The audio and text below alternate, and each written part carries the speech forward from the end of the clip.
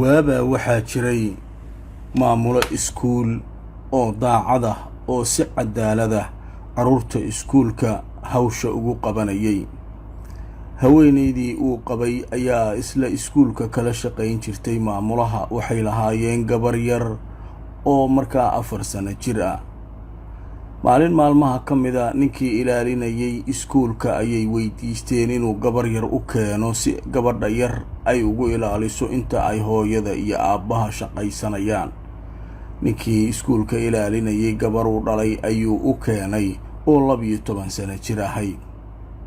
maalin baa waxaa ku diriray iskuulka wiil miskiin ah iyo wiil ka soo jeeda qoys ladan. wiilkii miskiinka ahaa si xun baa loo garaacay. maamulihii cadaaladda sameynayay iskuulkii buu ka cayriyey wiilkii qaniga ahaa. aabbihii baa yimid oo aad u kibirsan. wuxuu weydiistay maamulaha inuu wiilkiisa iskuulka ku soo celiyo, laakiin maamuluhu wuxuu ahaa nin ilaahay aad uga baqa cadaaladana fala. wuxuu u sheegay inaan marnaba wiilkiisa iskuulka lagu soo celinay. hooyadii gabadha dhashay ee maamuluhu qabay markii gurigii ay timid, gabadhii yarayd ee 12 jirka ayay weydiisay gabadheedii yareed ee 4 jirka ahayd oo markay guriga timaado ku soo ordi jirtay. waxay ku tiri, gabadha hadda dhowaan u jeeday laakiin hadda ma arko. odaygii maamulaha ahaabaa gurigii yimid. waxaa loo sheegay inantiisii yarayd in la la'yahay. xaafaddii oo dhan buu ka raadiyey, wuu waayey. waxa ay tageen saldhiggii booliiska. isaga iyo xaaskiisa waxaa la socotay gabadhii khaadimadda ahayd ee guriga u joogtay. aad umaysan uga shakin maamulaha iyo xaaskiisa gabadhan, waayo waxay ula macaamili jireen sida gabar iyagu ay dhaleen. cunnada hal meel bay ku wada cuni jireen. aad bay u ixtiraami jireen. marnaba maysan ka shakin iyagu. waxayna u sheegeen booliiskii inaanay gabadhan ka shakisnay. laakiin ninkii booliiska ahaa oo nin khibrad badan ahaa ayaa indhaha gabadha khaadimadda ah wax ka ogaaday.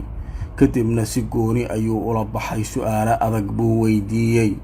wuu handaday. wuxuu ku yidhi, xarig dheer baad mutaysan doontaa. laakiin inantii yarayd waxay sheegtay aabbaheed oo ilaalo ka ahaa madrasada inuu arrintaa ku qasbay. gabadhana ay ku wareejisay ciddii markaa wiilkoodii iskuulka laga ceeriyey ee hantida lahayd. gabadhii waa la afduubay. booliiskii ayaa soo saaray markii ay galeen gurigii ninkii taajirka ahaa. ninkii taajirka ahaa iyo ninkii maamulaha ahaa ayaa isugu yimid saldhigga booliiska. taajirkii wuxuu yidhi, lacag badan baan siiyey ninka ilaalada ka ah iskuulka si uu markaa u fududeeyo gabadhiisana u sheego inay nagu wareejiso gabadha yar si aan culays kuu saarno maamulow, maadaama wiilkaygii aad cayrisay. maamulihii wuxuu ahaa nin ilaahay ka baqa. wuu cafiyey dhammaan wixii isaga soo maray. wuxuu yidhi, arrintayda ilaahay baan u dhiibay. ninkii markaa iskuulka ilaalinayay isagoo ku faraxsan berinimada la beri yeelay, lacag badanna uu ka qaatay ninkii hantida lahaa, isagoo isleh lacag badanna waad heshay, dembigiina waad ka badbaaday, ayaa ilaahay waxa uu ku soo riday xanuun. xanuunkiibaa wuxuu qaatay dhammaan lacagtii ninkii lacagta lahaa uu ka qaatay oo dhan. haddana waxba waa u tari waayey.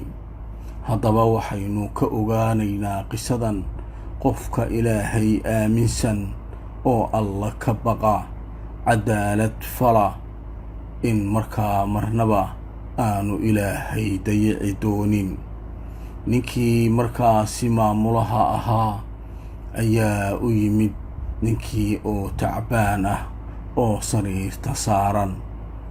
kadib ayuu weydiistay cafis. wuxuu ku yidhi, hantidii aan qaatayna way dhammaatay. dembigii aan kaa galayna waa la igu ciqaabay. walaalow iska kay cafi.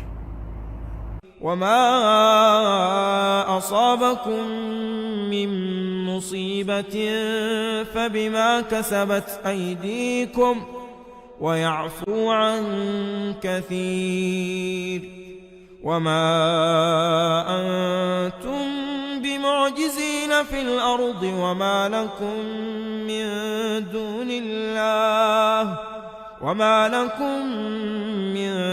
دون الله من ولي ولا نصير.